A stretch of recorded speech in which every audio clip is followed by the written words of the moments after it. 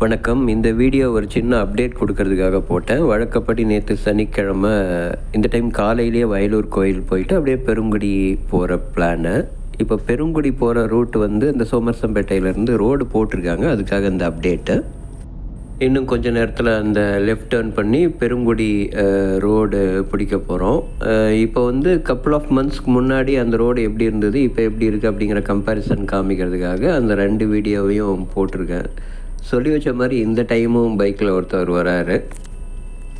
மேலே பார்க்குற வீடியோ வந்து பிப்ரவரியில் எடுத்தேன்னு நினைக்கிறேன்.